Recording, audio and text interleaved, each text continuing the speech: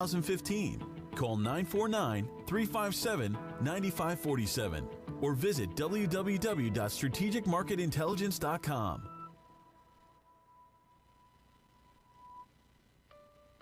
If you are an Orange County business executive, this message is for you. Do you ever feel isolated with no place to turn for advice or feedback? Who holds you accountable to your commitments in your company? Where do you find the right resources to help you?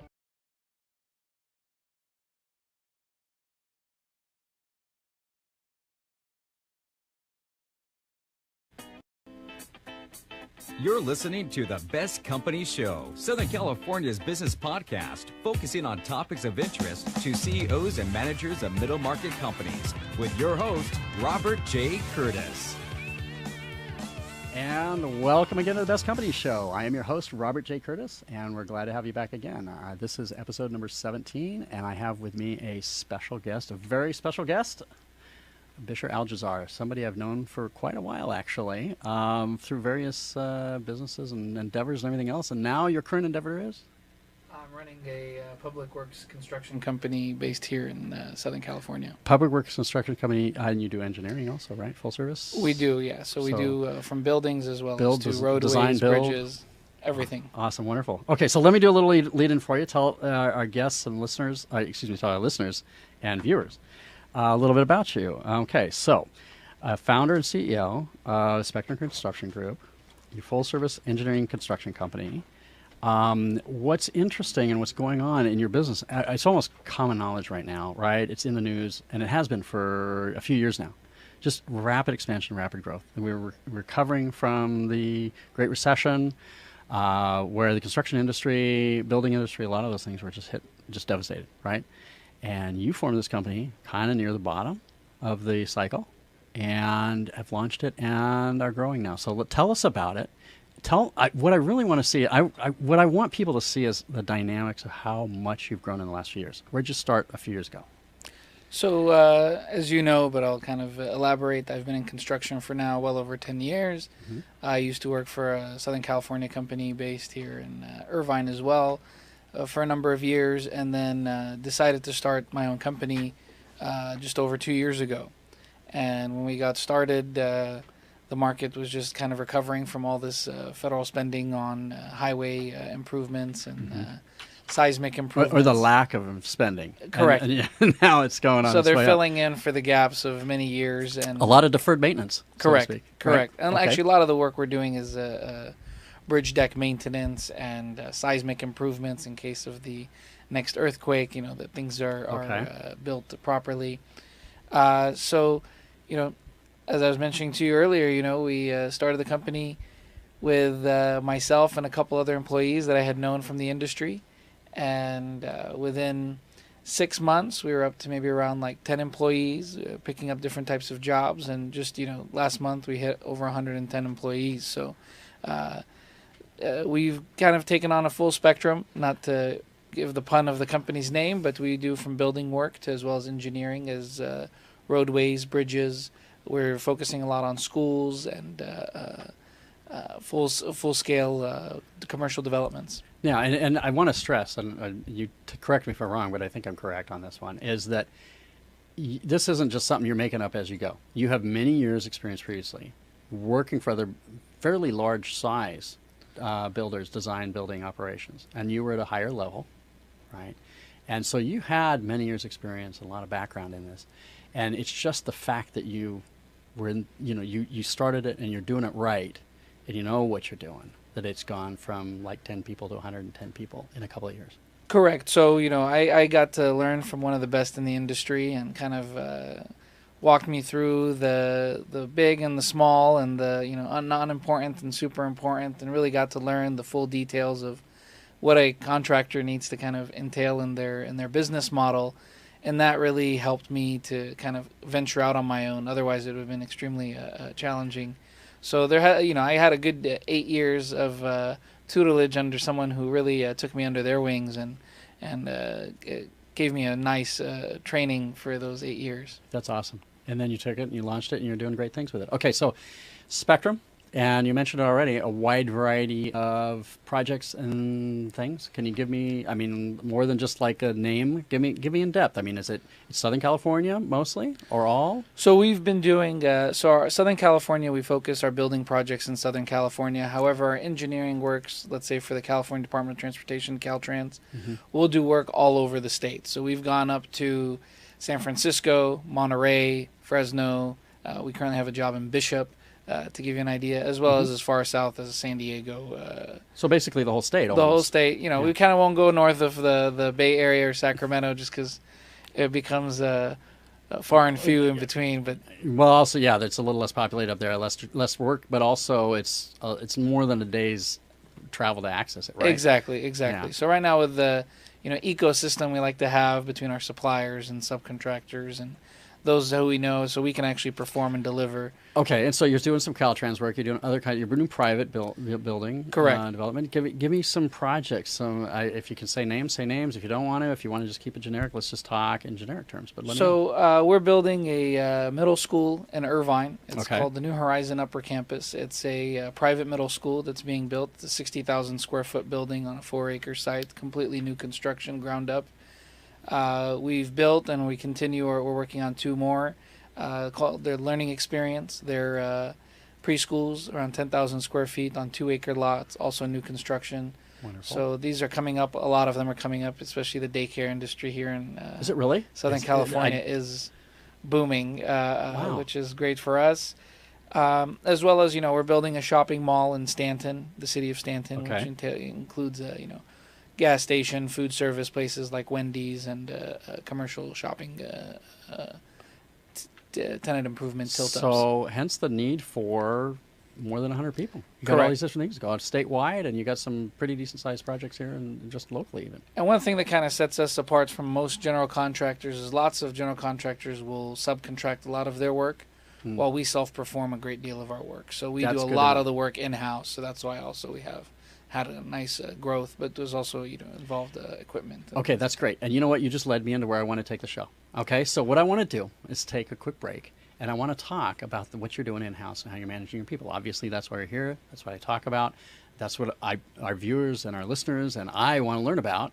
So let's dig in. Give it a second. We'll take a break, and we'll be right back. Great.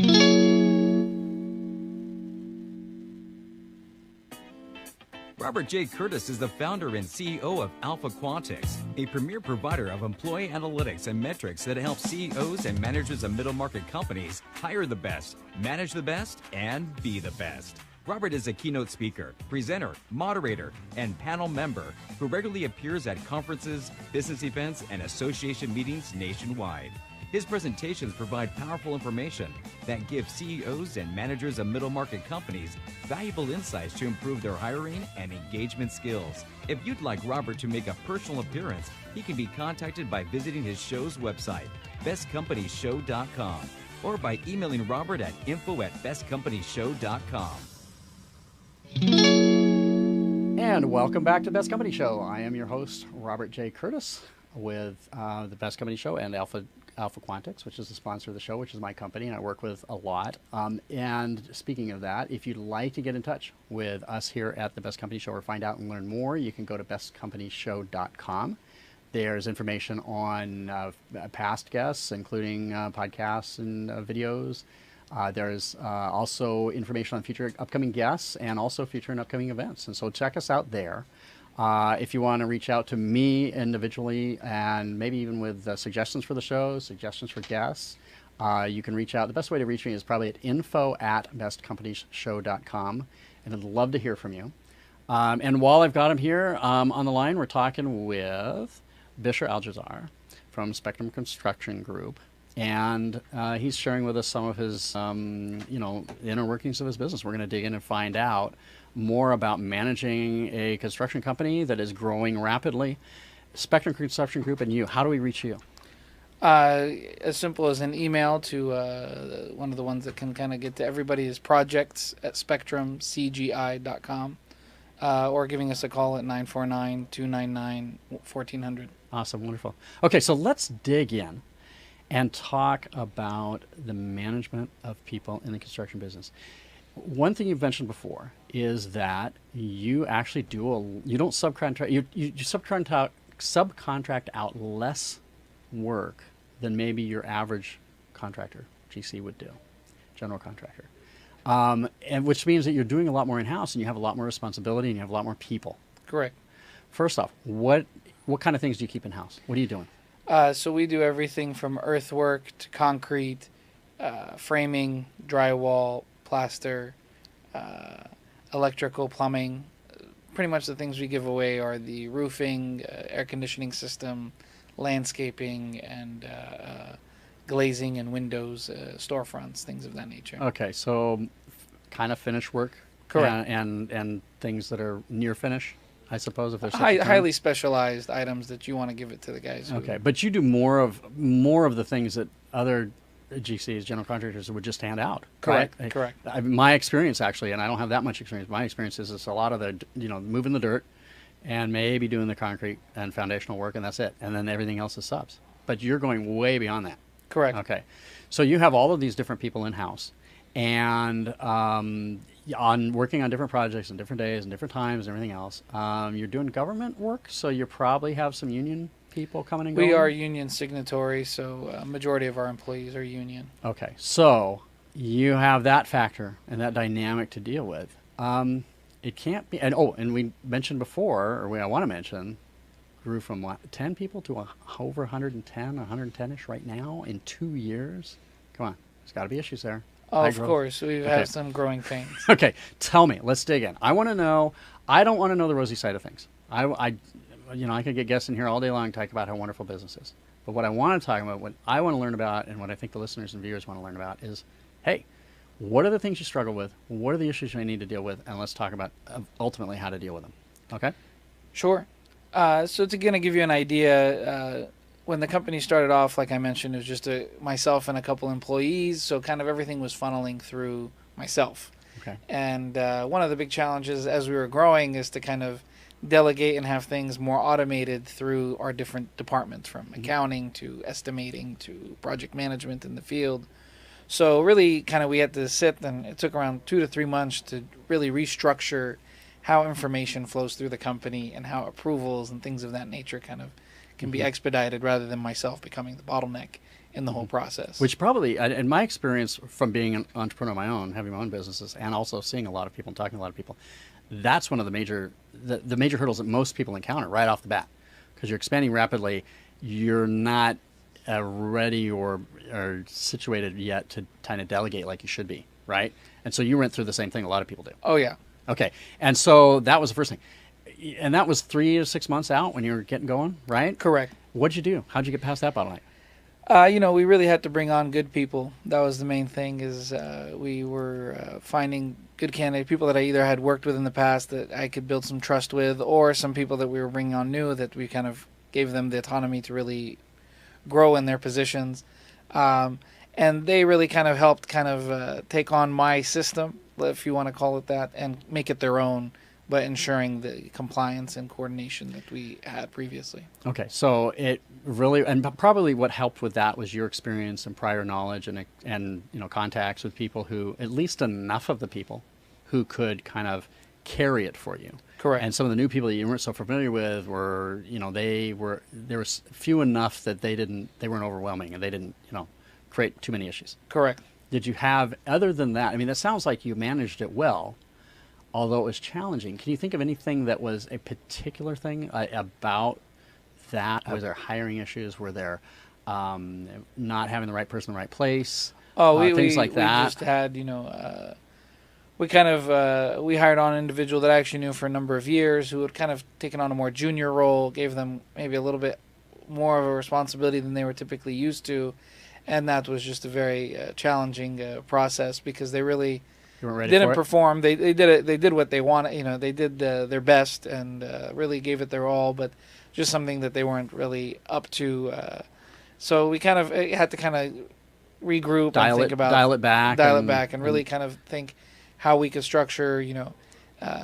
Let's say the leader on the job and those that are still kind of learning or need some work to get to a fully autonomous superintendent or manager. Okay, were you, and especially your people, were you guys flexible enough that, just taking a step back and regrouping and then launching again, were you all flexible enough that you could actually successfully do that? Because, if you think about it, a lot of times there's egos involved. Of Okay. And there's especially in construction.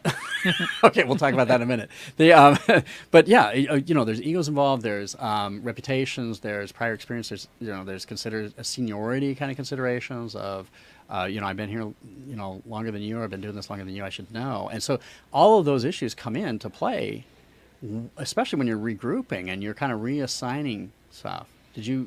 Was it challenging to manage that, or did you have a knack for doing that, or how did No, that work that out? was very challenging. It did, in the particular situation that I'm talking about, it did affect the project. We had to, kind of put us a little bit behind schedule. We were able to mitigate that and regroup and finish the job on time, but it kind of did rattle our structure on that project. So that's something we really, put a lot of stress on getting the right individuals in the right positions, and those that are wanting to move towards those positions, really kind of setting up a game plan of how they can get there, rather than just kind of giving them the keys to a car before they get their license and letting them drive.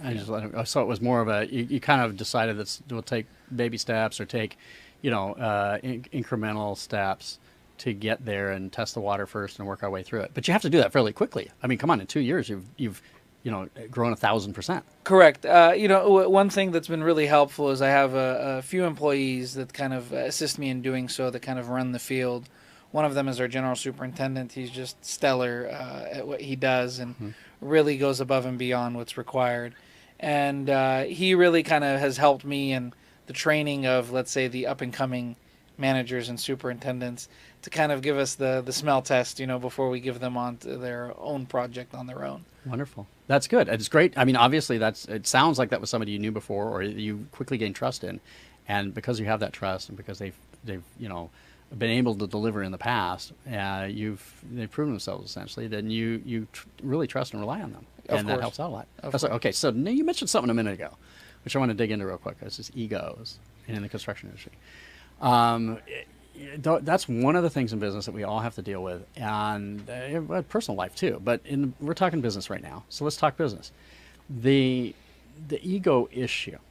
What issues, specific types of things have you had to deal with in that? I mean, give me some examples, maybe as much concrete as you can. Concrete. Sure. There's several situations where you put on, different people together. We have kind of two management structures on each project. So you have pretty much the project manager, who can sometimes be in the field or in the office, that kind of takes care of all the paperwork and deals directly with the owner on a lot of the details of the project. Then we have a superintendent that will actually manage the project. They manage the subcontractors, our own employees. They're actually the ones running the construction of the project. Okay. And doing the technical work on a day in, day out basis. So lots of times you can have egos between these two individuals, because they're both leaders and managers of the project in their own right, but you kind of have to really define the scope of what each person is responsible for, and at the end of the day, who you're going to hold accountable for each aspect of the project. And initially, as we were growing, we didn't really define that, and we just put them together and said, "Hey, go! You guys can both run this job." And and we were having a lot of issues where person X thought person Y was the one doing it, and vice versa. Or they were used to taking that role, and now they weren't sure, or they took the role and they shouldn't have because the other guy was in there too, and so Correct. the egos were clashing. Exactly. Okay, so it sounds like you kind of described the way you dealt with it by giving the answer to what the problem was, right? And it sounds like the way you dealt with it, part of the way you're dealing with it, is by clearly defining those roles and responsibilities and everything. Yes. Do egos get hurt in the process of doing that? Of course, but I think the clarity and the initial, let's say, surprise or upsetting of that the individual kind of will be overcome, and just how smooth. And the idea is to really give only those the responsibility they should be taking on. Giving them more than that will not really set them up for success either. Okay. And I guess that's part of the discussion. Now, that kind of a discussion in that environment, you basically have the 2, 3, or 4 people all in the room at the same time, and you're, all in front of everybody, just laying it out. Is there give and take? Or is it really, now, you're calling the shots, or your supervisor that you mentioned before, he just goes in and he says, I'm calling the shots, this is the way I see it, and I want this, that, and the other, or is there some give and take? How does that work? There's always give and take. Okay. I worked in an environment previously where it was the word of the business owner or the highway, take his way or the highway, and that really doesn't work over time. I'm not on every job site every day, and similarly, we have people working across different projects. So we value the kind of input from those that are dealing with the challenges day to day in the field. So there's always a give and take. Okay, now here's what I want to dig into, and maybe you have some thoughts on this, because I think we can go deeper on this. And what I really like to do with guests is get into kind of a deep, kind of find a nugget in there, something you do that's different than other people. And it sounds like maybe within this topic you're dealing, or maybe something related to it, you're dealing with some things, because your approach is very open-minded and progressive. Well, not in the liberal sense, not in the political sense, but progressive in the sense of, hey, I want to be open and I want to deal with this in a kind of an open management style. Kind of, I suppose.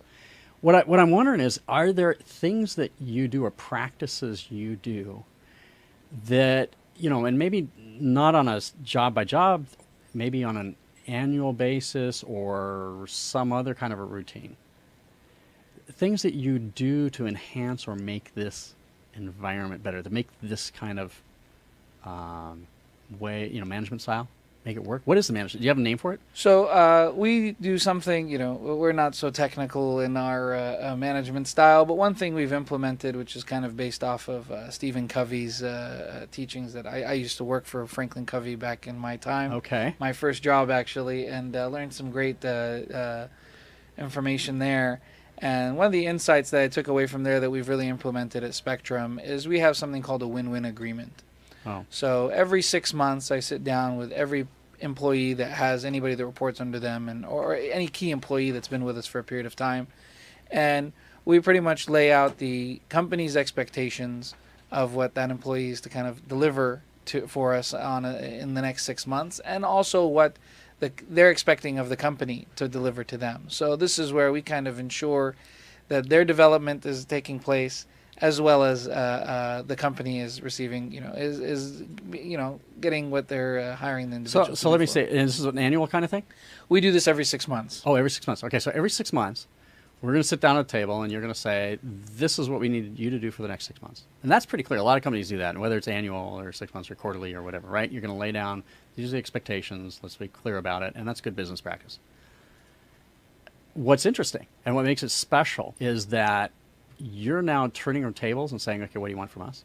Correct. And is there a limit? Is there some kind of, and what do people ask for? What do you ask? What kind of things do people think of? So we've had people wanting different certifications, or they want to take a certain course, or I'll give you an example. We had a civil engineer who was really good at running the technical aspect of a project, not the most people-friendly person, doesn't know how to really manage people, especially. He was used to projects that had 5 or 6 employees on the job. We had like around 30 on this job.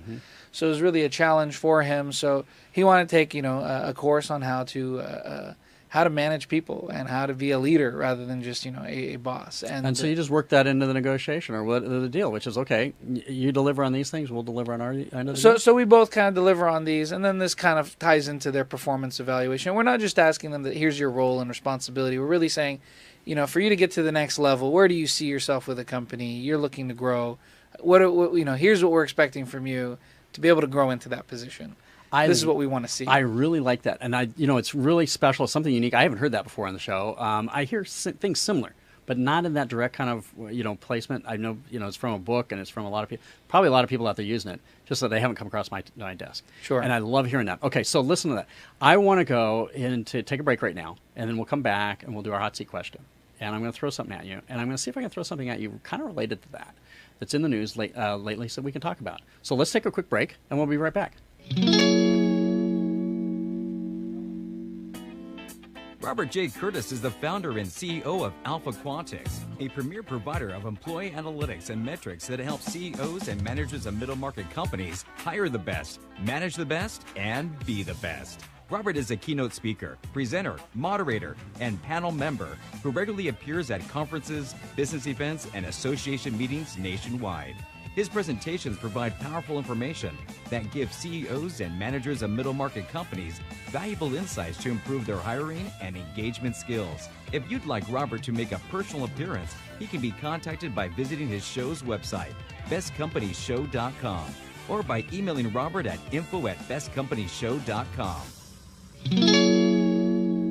Welcome back. I am your to the Best Company Show. I am your host, Robert J. Curtis, and we're back here with Bisher Al-Jazar of the Spectrum Construction Group, and we've been talking about various issues, including the fact that they have some management practices that are kind of, let's put it progressive-looking, forward-looking, about how they manage their people and how they're really, kind of just simply straight up asking people every 6 months, what are those people looking for out of the company, in addition to, of course, regular salary and compensation, benefits, things like that, in exchange for what the company is looking for out of them. And I love that, the win-win proposition. Okay, now, this kind of ties into it, the hot seat question, and I'm going to be kind of delicate about how I ask this because it can be taken the wrong way. But there is a certain, let's put it, negotiating style that certain people that are in the news regularly engage in. Lately, there's been a lot of this talk, and it's kind of the go full bore, demand everything, make big threats, talk big, and push your weight around, and start your negotiation strategy from a position of quote unquote strength, which is a tough guy position. And that's one way to look at things, right? And it's been in the news a lot. Certain politicians and other people, that's their style, and everybody around them is getting used to that, and they're adjusting to that. But it has fallout, right? It has a particular kind of angle about it, and it creates a particular environment. What's interesting about what you've mentioned here is you're kind of on, let's put it, the soft side of things. And I don't mean that you're soft. I imagine you're an astute negotiator. You're a good businessman. You've done well over the years, and you're doing great things right now. But wouldn't somebody like that just kind of just tear you apart and say, "Look, we're gonna come in and bluster our way through everything. And we're gonna just barrel through, and we're gonna bully everybody around and throw our weight around, and we're gonna take advantage of you." And couldn't that happen? And doesn't that happen to you? Because if you take this position, that's you're putting yourself in this position. Sure. So there's this is something, we're constantly having to negotiate contracts with project owners, subcontractors, kind of presenting our position on a project, what's caused the project, let's say, to be delayed, or there might be a major cost increase because something that was missed in the design, or something that is that the owner now wants that they didn't initially want, and things of this nature. We're very firm and to the point. I mean, I don't I don't take the approach of just barreling through a scenario, but we are very clear, and we make sure that everybody is very well aware of the situation that we're about to get into. Okay, so let's make it a little more specific, and I want to make it more of a hypothetical. What is your comeback in a scenario where somebody comes into you like this, where they are throwing their weight? And I'm not talking just about your employees. Win-win is where we started with this, and dealing with your employees. But it could be in a negotiating contract, or dealing with a subcontractor who didn't perform well, or whatever, or timely, or whatever it might be. Right? In those contexts, how do you deal? How do you take on? First off, do you go in with the full-on bluster and throw my weight around because I'm the general kind of attitude? And then if you don't do that, how do you respond to other people? So that attitude or that strategy is mainly, that's kind of a last resort if we're dealing with, let's say, somebody who's not giving any sort of regard to the circumstance of the project, where things are at, or the circumstance with the employee, if we want to use that as an example as well. the way, we're very clear from the outset. That's where we really, I would say, is our strong suit. I write, our contracts with our subs or with our owners or even with our employees. We from the get go, especially now with, the number of employees we have that we were discussing, we make it, crystal clear as to what the expectations are, what their role is, what their responsibility is. With a subcontractor, the same thing. We define exactly their scope, their schedule. So if they do come in with this kind of strategy that they are wanting to, be very attacking in their, in their negotiating strategy, we have, the documentation and we on our side, and this is where we really make sure everything is. In other words, you honor a deal, you stay by the deal, and you make sure that it's reasonable and rationally enforced. You live by the consequences of what the deal was and all of that. And it doesn't matter whether it's a contractor, general contractor, subcontractor relationship, whether it's an owner, general, or whether it's an employee to you. Sure. It's basically go by, play ball by the rules. Correct. And try to enforce the rules and do good. That's a great philosophy, a great way to do business. And to be perfectly honest, I think it's part of what's making you great and why you're succeeding really well.